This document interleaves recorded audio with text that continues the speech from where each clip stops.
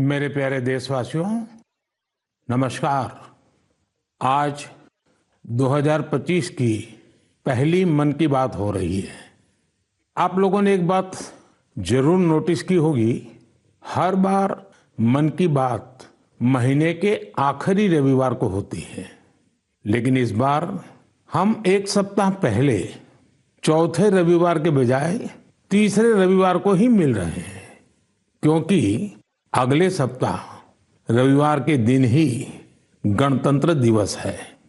मैं सभी देशवासियों को गणतंत्र दिवस की अग्रिम शुभकामनाएं देता हूं। साथियों, इस बार का गणतंत्र दिवस बहुत विशेष है। ये भारतीय गणतंत्र की 75वीं वर्षगांठ है। इस वर्ष संविधान लागू होने के 75 साल हो रहे हैं। मैं संविधान सभा के उन सभी महान व्यक्तित्वों को नमन करता हूं, जिन्होंने हमें हमारा पवित्र संविधान दिया। संविधान सभा के दौरान अनेक विषयों पर लंबी लंबी चर्चाएं हुई। वो चर्चाएं संविधान सभा के सदस्यों के विचार, उनकी वो वाणी हमारी बहुत बड़ी धरोहर है। आज मन की बात में मेरा प्रयास है कि आपको कुछ महान नेताओं की ओरिजिनल आवाज सुनाऊं।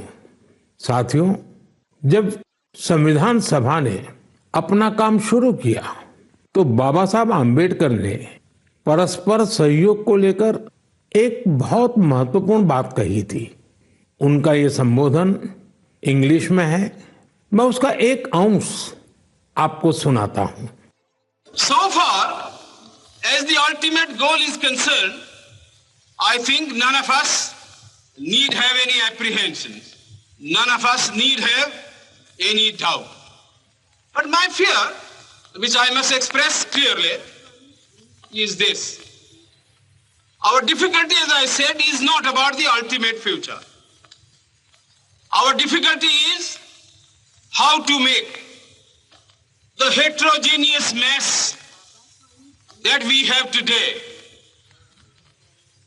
take a decision in common and march in a cooperative way on that road which is bound to lead us to unity. Our difficulty is not with regard to the ultimate. Our difficulty is with regard to the beginning. साथियों, बाबा साहब इस बात पर जोर दे रहे थे कि संविधान सभा एक साथ एक मत हो और मिलकर सर्वहित के लिए काम करे।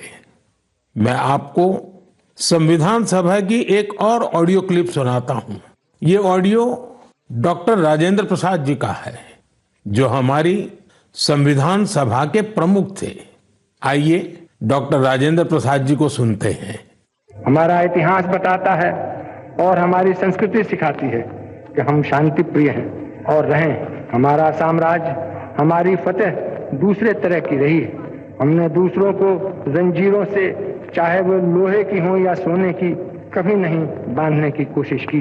हमने दूसरों को अपने साथ लोहे के जंजीर से भी ज्यादा मजबूत मगर सुंदर और सुखद रेशम के धागे से बांध रखा है, और वो बंधन धर्म का है, संस्कृति का है, ज्ञान का है। हम अब भी उसी रास्ते पर चलते रहेंगे और हमारी एक ही इच्छा और अभिलाषा है।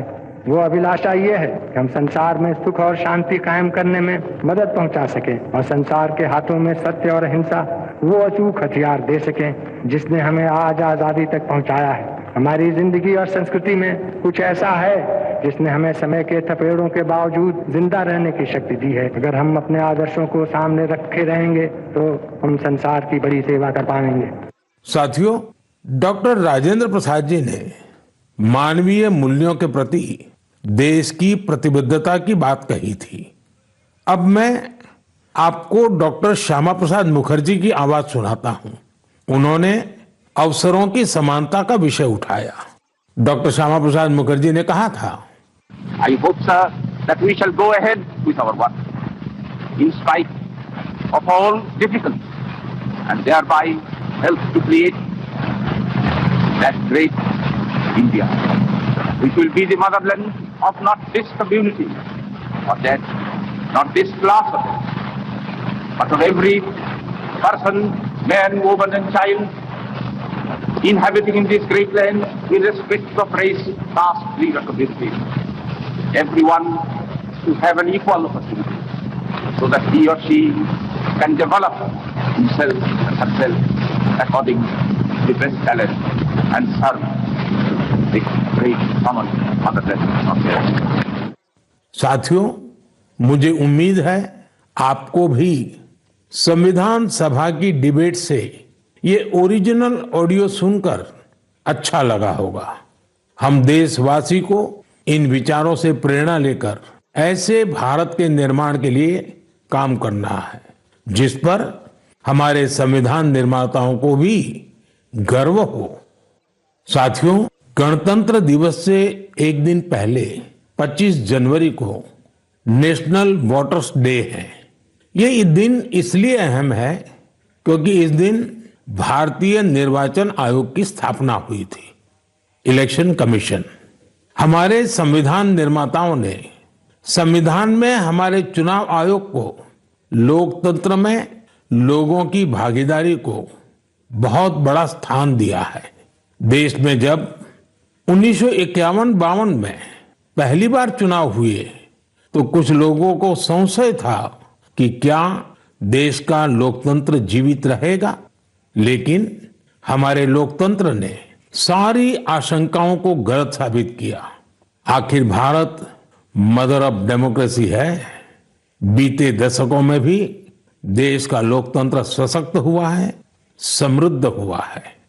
मैं चुनाव आयोग का भी धन्यवाद दूंगा जिसने समय समय पर हमारी मतदान प्रक्रिया को आधुनिक बनाया है, मजबूत किया है।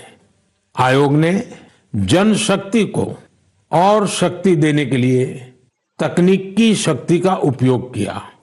मैं चुनाव आयोग को निष्पक्ष चुनाव के उनके कमिटमेंट के लिए बधाई देता हूं।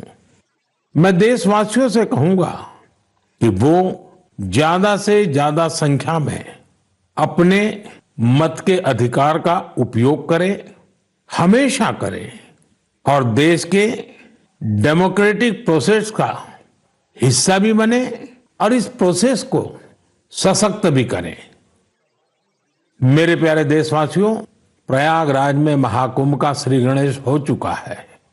चिरस्मरणीय जन सैलाब, अकल्पनीय दृश्य और समता समरसता का असाधारण संगम। इस बार कुंभ में कई दिव्य योग भी बन रहे हैं। कुंभ का ये उत्सव विविधता में एकता का उत्सव मनाता है। संगम की रेती पर पूरे भारत के, पूरे विश्व के लोग जुड़ते हैं। हजारों वर्षों से चली आ रही इस परंपरा में कहीं भी कोई भेदभाव नहीं, जातिवाद नहीं। इसमें भारत के दक्षिण से लोग आते हैं, भारत के पूर्व और पश्चिम से लोग आते हैं। कुंभ में गरीब अमीर सब एक हो जाते हैं। सब लोग संगम में डुबकी लगाते हैं, एक साथ भंडारों में भोजन करते हैं, प्रसाद लेते हैं। तभी तो कुंभ एकता का महाकुंभ है। कुंभ का आयोजन हमें ये भी बताता है कि कैसे हमारी परंपराएं पूरे भारत को एक सूत्र में बांधती हैं। उत्तर से दक्षिण तक मान्यताओं को मानने के तरीके एक जैसे ही हैं। एक तरफ प्रयागराज, उज्जैन, नासिक और हरिद्वार में कुंभ का आयोजन होता है, वैसे ही दक्षिण भूभाग में गोदावरी, कृष्णा, नर्मदा और कावेरी नदी के तटों पर पुष्करम होते हैं। ये दोनों ही पर्व हमारी पवित्र नदियों से, उनकी मान्यताओं से जुड़े हुए हैं। इसी तरह कुंभकोणम से तिरुक्कड़ियूर, कुड़वासल से तिरुचेरै अनेक ऐसे मंदिर हैं जिनकी परंपराएं कुंभ से जुड़ी हुई हैं। साथियों, इस बार आप सब ने देखा होगा कि कुंभ में युवाओं की भागीदारी बहुत व्यापक रूप में नजर आती है। और ये भी सच है कि जब युवा पीढ़ी अपनी सभ्यता के साथ गर्व के साथ जुड़ जाती है तो उसकी जड़ें और मजबूत होती हैं और तब उसका स्वर्णिम भविष्य भी सुनिश्चित हो जाता है। हम इस बार कुंभ के डिजिटल फुटप्रिंट्स भी इतने बड़े स्केल पर देख रहे हैं। कुंभ की ये वैश्विक लोकप्रियता हर भारतीय के लिए गर्व की बात है। साथियों, कुछ दिन पहले ही पश्चिम बंगाल में गंगा सागर मेले का भी विहंगम आयोजन हुआ है। संक्रांति के पावन अवसर पर इस मेले में पूरी दुनिया से आए लाखों श्रद्धालुओं ने डुबकी लगाई है। कुंभ, पुष्करम और गंगा सागर मेला हमारे ये पर्व हमारे सामाजिक मेलजोल को, सद्भाव को, एकता को बढ़ाने वाले पर्व है। ये पर्व भारत के लोगों को भारत की परंपराओं से जोड़ते हैं और जैसे हमारे शास्त्रों ने संसार में धर्म, अर्थ, काम, मोक्ष चारों पर बल दिया है, वैसे ही हमारे पर्वों और परंपराएं भी आध्यात्मिक, सामाजिक, सांस्कृतिक और आर्थिक हर पक्ष को भी सशक्त करते हैं। साथियों, इस महीने हमने पौष शुक्ल द्वादशी के दिन रामलला के प्राण प्रतिष्ठा पर्व की पहली वर्षगांठ मनाई है। इस साल पौष शुक्ल द्वादशी 11 जनवरी को पड़ी थी। इस दिन लाखों राम भक्तों ने अयोध्या में रामलला के साक्षात दर्शन कर उनका आशीर्वाद लिया। प्राण प्रतिष्ठा की ये द्वादशी भारत की सांस्कृतिक चेतना की पुनः प्रतिष्ठा की द्वादशी है। इसलिए पौष शुक्ल द्वादशी का ये दिन एक तरह से प्रतिष्ठा द्वादशी का दिन भी बन गया है। हमें विकास के रास्ते पर चलते हुए ऐसे ही अपनी विरासत को भी सहेजना है, उनसे प्रेरणा लेते हुए आगे बढ़ना है। मेरे प्यारे देशवासियों, 2025 की शुरुआत में ही भारत ने अंतरिक्ष के क्षेत्र में कई ऐतिहासिक उपलब्धियां हासिल की हैं। आज मुझे ये बताते हुए गर्व है कि एक भारतीय स्पेस टेक स्टार्टअप बेंगलुरु के पिक्सेल ने भारत का पहला निजी सैटेलाइट कॉन्स्टेलेशन फायरफ्लाई सफलतापूर्वक लॉन्च किया है। यह सैटेलाइट कॉन्स्टेलेशन दुनिया का सबसे high resolution hyper spectral satellite constellation है। इस उपलब्धि ने न केवल भारत को आधुनिक स्पेस टेक्नोलॉजी में अग्रणी बनाया है, बल्कि यह आत्मनिर्भर भारत की दिशा में भी एक बड़ा कदम है। ये सफलता हमारे निजी स्पेस सेक्टर की बढ़ती ताकत और इनोवेशन का प्रतीक है। मैं इस उपलब्धि के लिए पिक्सेल की टीम, इसरो और इन स्पेस को पूरे देश की ओर से बधाई देता हूं।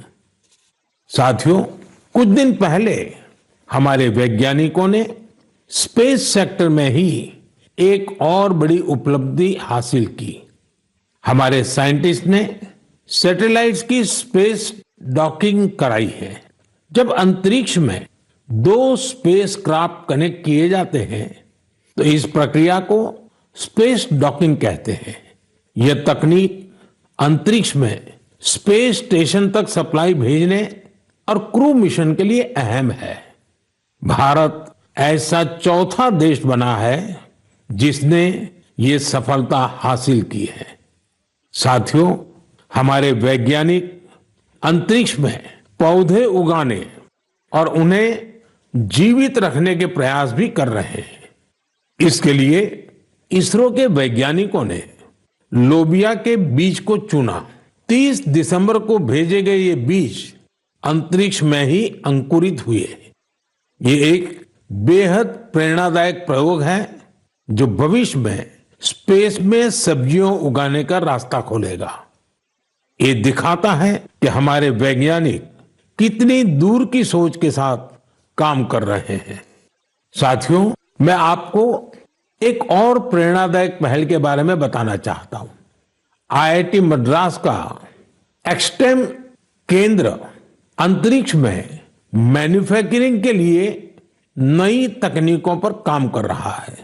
ये केंद्र अंतरिक्ष में 3D printed buildings, metal forms और ऑप्टिकल फाइबर जैसे तकनीकों पर रिसर्च कर रहा है। ये सेंटर बिना पानी के कंक्रीट निर्माण जैसी क्रांतिकारी विधियों को भी विकसित कर रहा है। एक्सटेम की ये रिसर्च भारत के गगनयान मिशन और भविष्य के स्पेस स्टेशन को मजबूती देगी। इससे मैन्युफैक्चरिंग में आधुनिक टेक्नोलॉजी के भी नए रास्ते खुलेंगे। साथियों, ये सभी उपलब्धियां इस बात का प्रमाण है कि भारत के वैज्ञानिक और इनोवेटर्स भविष्य की चुनौतियों का समाधान देने के लिए कितने विजनरी हैं। हमारा देश आज स्पेस टेक्नोलॉजी में नए कीर्तिमान स्थापित कर रहा है। मैं भारत के वैज्ञानिकों, इनोवेटर्स और युवा उद्यमियों को पूरे देश की ओर से शुभकामनाएं देता हूं। मेरे प्यारे देशवासियों, आपने कई बार इंसानों और जानवरों के बीच गजब की दोस्ती की तस्वीरें देखी होगी। आपने जानवरों की वफादारी की कहानियां सुनी होगी। जानवर पालतू हो या जंगल में रहने वाले पशु, इंसानों से उनका नाता कई बार हैरान कर देता है।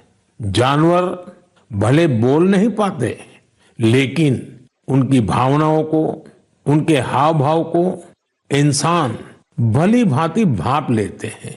जानवर भी प्यार की भाषा को समझते हैं, उसे निभाते भी हैं। मैं आपसे असम का एक उदाहरण साझा करना चाहता हूं। असम में एक जगह है नौगांव। नौगांव हमारे देश की महान विभूति श्रीमद शंकर देव जी का जन्मस्थान भी है। यह जगह बहुत ही सुंदर है। यहाँ हाथियों का भी एक बड़ा ठिकाना है। इस क्षेत्र में कई घटनाएं देखी जा रही थी जहां हाथियों के झुंड फसलों को बर्बाद कर देते थे।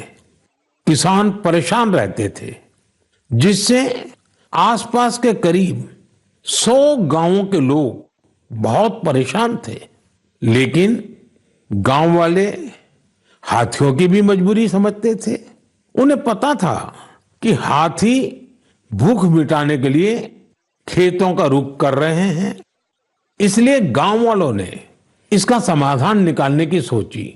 गांव वालों की एक टीम बनी जिसका नाम था हाथी बंधु। हाथी बंधुओं ने सूझबूझ दिखाते हुए करीब 800 बीघा बंजर भूमि पर एक अनूठी कोशिश की। यहां गांव वालों ने आपस में मिलजुल कर नेपियर ग्रास लगाई। इस घास को हाथी बहुत पसंद करते हैं। इसका असर यह हुआ कि हाथियों ने खेतों की ओर जाना कम कर दिया। यह हजारों गांव वालों के लिए बहुत राहत की बात है। उनका ये प्रयास हाथियों को भी खूब भाया है। साथियों, हमारी संस्कृति और विरासत हमें आसपास के पशु पक्षियों के साथ प्यार से रहना सिखाती है। ये हम सभी के लिए बहुत खुशी की बात है कि बीते 2 महीनों में हमारे देश में 2 नए टाइगर रिजर्व्स जुड़े हैं। इनमें से एक है छत्तीसगढ़ में गुरु घासीदास तमोर पिंगला टाइगर रिजर्व और दूसरा है एमपी में राता पानी टाइगर रिजर्व। मेरे प्यारे देशवासियों, स्वामी विवेकानंद जी ने कहा था, जिस व्यक्ति में अपने आइडिया को लेकर जुनून होता है वही अपने लक्ष्य को हासिल कर पाता है। किसी आइडिया को सफल बनाने के लिए हमारा पैशन और डेडिकेशन सबसे जरूरी होता है। पूरी लगन और उत्साह से ही इनोवेशन, क्रिएटिविटी और सफलता का रास्ता अवश्य निकलता है। कुछ दिन पहले ही स्वामी विवेकानंद जी की जयंती पर मुझे विकसित भारत यंग लीडर्स डायलॉग का हिस्सा बनने का सौभाग्य मिला। यहाँ मैंने देश के कोने कोने से आए युवा साथियों के साथ अपना पूरा दिन बिताया। युवाओं ने स्टार्टअप्स, कल्चर, विमेन, यूथ और इंफ्रास्ट्रक्चर जैसे कई सेक्टर्स को लेकर अपने आइडियाज शेयर किए। यह कार्यक्रम मेरे लिए बहुत यादगार रहा। साथियों, कुछ दिन पहले ही स्टार्टअप इंडिया के 9 साल पूरे हुए हैं। हमारे देश में जितने स्टार्टअप्स 9 साल में बने हैं, उनमें से आधे से ज्यादा टियर 2 और टियर 3 शहरों से हैं। और जब ये सुनते हैं तो हर हिंदुस्तानी का दिल खुश हो जाता है। यानी हमारा स्टार्टअप कल्चर बड़े शहरों तक ही सीमित नहीं है। और आपको यह जानकर हैरानी होगी कि छोटे शहरों के स्टार्टअप्स में आधे से ज्यादा का नेतृत्व हमारी बेटियां कर रही है। जब यह सुनने को मिलता है कि अंबाला, हिसार, कांगड़ा, चेंगलपट्टू, बिलासपुर, ग्वालियर और वाशिम जैसे शहर स्टार्टअप्स के सेंटर बन रहे हैं तो मन आनंद से भर जाता है। नागालैंड जैसे राज्य में पिछले साल स्टार्टअप्स के रजिस्ट्रेशन में 200% से अधिक की वृद्धि हुई है। Waste management, non renewable energy, biotechnology और लॉजिस्टिक्स ऐसे सेक्टर हैं जिनसे जुड़े स्टार्टअप सबसे ज्यादा देखे जा रहे हैं। ये कन्वेंशनल सेक्टर्स नहीं है, लेकिन हमारे युवा साथी भी तो कन्वेंशनल से आगे की सोच रखते हैं, इसलिए उन्हें सफलता भी मिल रही है। साथियों, 10 साल पहले जब कोई स्टार्टअप के क्षेत्र में जाने की बात करता था तो उसे तरह तरह के ताने सुनने को मिलते थे। कोई ये पूछता था कि आखिर स्टार्टअप होता क्या है, तो कोई कहता था कि इसे कुछ होने वाला नहीं है। लेकिन अब देखिए, 1 दशक में कितना बड़ा बदलाव आ गया। आप भी भारत में बन रहे नए अवसरों का भरपूर लाभ उठाएं। अगर आप खुद पर विश्वास रखेंगे तो आपके सपनों को भी नई उड़ान मिलेगी। मेरे प्यारे देशवासियों, नेक नियत से निस्वार्थ भावना के साथ किए गए कामों की चर्चा दूर सुदूर पहुंच ही जाती है। और हमारा मन की बात तो इसका बहुत बड़ा प्लेटफॉर्म है। हमारे इतने विशाल देश में दूर दराज भी अगर कोई अच्छा काम कर रहा होता है, कर्तव्य भावना को सर्वोपरि रखता है, तो उसके प्रयासों को सामने लाने का ये बेहतरीन मंच है। अरुणाचल प्रदेश में दीपक नाबाम जी ने सेवा की अनूठी मिसाल पेश की है। दीपक जी यहाँ लिविंग होम चलाते हैं, जहाँ मानसिक रूप से बीमार, शरीर से असमर्थ लोगों और बुजुर्गों की सेवा की जाती है। यहाँ पर ड्रग्स की लत के शिकार लोगों की देखभाल की जाती है। दीपक नाबाम जी ने बिना किसी सहायता के समाज के वंचित लोगों, हिंसा पीड़ित परिवारों और बेघर लोगों को सहारा देने का अभियान शुरू किया। आज उनकी सेवा ने एक संस्था का रूप ले लिया है। उनकी संस्था को कई अवार्ड से भी सम्मानित किया गया है। लक्षद्वीप के कवरत्ती द्वीप पर नर्स के रूप में काम करने वाली के हिडुम्बी जी, उनका काम भी बहुत प्रेरित करने वाला है।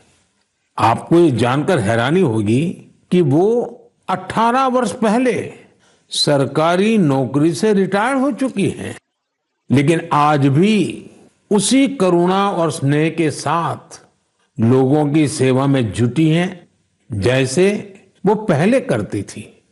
लक्षद्वीप के ही केजी मोहम्मद जी के प्रयास ये भी अद्भुत है। उनकी मेहनत से मिनिकॉय द्वीप का मरीन इकोसिस्टम मजबूत हो रहा है। उन्होंने पर्यावरण के प्रति लोगों को जागरूक करने के लिए कई गीत लिखे हैं। उन्हें लक्षद्वीप साहित्य कला अकादमी की तरफ से बेस्ट फोक सॉन्ग अवार्ड भी मिल चुका है। केजी मोहम्मद रिटायरमेंट के बाद वहां के म्यूजियम के साथ जुड़कर भी काम कर रहे हैं। साथियों, एक और बड़ी अच्छी खबर अंडमान और निकोबार द्वीप समूह से भी है। निकोबार जिले में वर्जिन कोकोनट ऑयल को हाल ही में जीआई टैग मिला है। वर्जिन कोकोनट ऑयल, उसको जीआई टैग के बाद एक और नई पहल हुई है। इस ऑयल के उत्पादन से जुड़ी महिलाओं को संगठित कर सेल्फ हेल्प ग्रुप बनाए जा रहे हैं। उन्हें मार्केटिंग और ब्रांडिंग की स्पेशल ट्रेनिंग भी दी जा रही है। ये हमारे आदिवासी समुदायों को आर्थिक रूप से सशक्त बनाने की दिशा में एक बड़ा कदम है। मुझे विश्वास है भविष्य में निकोबार का वर्जिन कोकोनट ऑयल दुनिया भर में धूम मचाने वाला है और इसमें सबसे बड़ा योगदान अंडमान और निकोबार के महिला सेल्फ हेल्प ग्रुप का होगा। मेरे प्यारे देशवासियों, पल भर के लिए आप एक दृश्य की कल्पना कीजिए। कोलकाता में जनवरी का समय है, दूसरा विश्व युद्ध अपने चरम पर है और इधर भारत में अंग्रेजों के खिलाफ गुस्सा उफान पर है। इसकी वजह से शहर में चप्पे चप्पे पर पुलिस वालों की तैनाती है। कोलकाता के बीचों बीच एक घर के आसपास पुलिस की मौजूदगी ज्यादा चौकस है। इसी बीच लंबा ब्राउन कोट, पैंट और काली टोपी पहने हुए एक व्यक्ति रात के अंधेरे में एक बंगले से कार लेकर बाहर निकलता है। मजबूत सुरक्षा वाली कई चौकियों को पार करते हुए वो एक रेलवे स्टेशन गोमो पहुंच जाता है। ये स्टेशन अब झारखंड में है। यहां से एक ट्रेन पकड़कर वो आगे के लिए निकलता है। इसके बाद अफगानिस्तान होते हुए वो यूरोप जा पहुंचता है और यह सब अंग्रेजी हुकूमत के अवैध किलेबंदी के बावजूद होता है। साथियों, ये कहानी आपको फिल्मी सीन जैसी लगती होगी। आपको लग रहा होगा इतनी हिम्मत दिखाने वाला व्यक्ति आखिर किस मिट्टी का बना होगा। दरअसल ये व्यक्ति कोई और नहीं, हमारे देश की महान विभूति नेताजी सुभाष चंद्र बोस थे। 23 जनवरी यानी उनकी जन्म जयंती को अब हम पराक्रम दिवस के रूप में मनाते हैं। उनके शौर्य से जुड़ी इस गाथा में भी उनके पराक्रम की झलक मिलती है। कुछ साल पहले मैं उनके उसी घर में गया था जहां से वे अंग्रेजों को चकमा देकर निकले थे। उनकी वो कार अभी वहां मौजूद है। वो अनुभव मेरे लिए बहुत ही विशेष रहा। सुभाष बाबू एक विजनरी थे। साहस तो उनके स्वभाव में रचा बसा था। इतना ही नहीं, वे बहुत कुशल प्रशासक भी थे। महज 27 साल की उम्र में वो कोलकाता कॉरपोरेशन के चीफ एग्जीक्यूटिव ऑफिसर बने और उसके बाद उन्होंने मेयर की जिम्मेदारी भी संभाली। एक प्रशासक के रूप में भी उन्होंने कई बड़े काम किए। बच्चों के लिए स्कूल, गरीब बच्चों के लिए दूध का इंतजाम और स्वच्छता से जुड़े उनके प्रयासों को आज भी याद किया जाता है। नेताजी सुभाष का रेडियो के साथ ही गहरा नाता रहा है। उन्होंने आजाद हिंद रेडियो की स्थापना की थी, जिस पर उन्हें सुनने के लिए लोग बड़ी बेसब्री से प्रतीक्षा करते थे। उनके संबोधनों से विदेशी शासन के खिलाफ लड़ाई को एक नई ताकत मिलती थी। आजाद हिंद रेडियो पर अंग्रेजी, हिंदी, तमिल, बांग्ला, मराठी, पंजाबी, पश्तो और उर्दू में न्यूज बुलेटिन का प्रसारण होता था। मैं नेताजी सुभाष चंद्र बोस को नमन करता हूं। देश भर के युवाओं से मेरा आग्रह है कि वे उनके बारे में अधिक से अधिक पढ़ें और उनके जीवन से निरंतर प्रेरणा ले। साथियों, मन की बात का ये कार्यक्रम हर बार मुझे राष्ट्र के सामूहिक प्रयासों से, आप सबकी सामूहिक इच्छा शक्ति से जोड़ता है। हर महीने मुझे बड़ी संख्या में आपके सुझाव, आपके विचार मिलते हैं और हर बार इन विचारों को देखकर विकसित भारत के संकल्प पर मेरा विश्वास और बढ़ता है। आप सब इसी तरह अपने अपने काम से भारत को सर्वश्रेष्ठ बनाने के लिए प्रयास करते रहें। इस बार की मन की बात में फिलहाल इतना ही। अगले महीने फिर मिलेंगे। भारतवासियों की उपलब्धियां, संकल्पों और सिद्धियों की नई गाथाओं के साथ। बहुत बहुत धन्यवाद।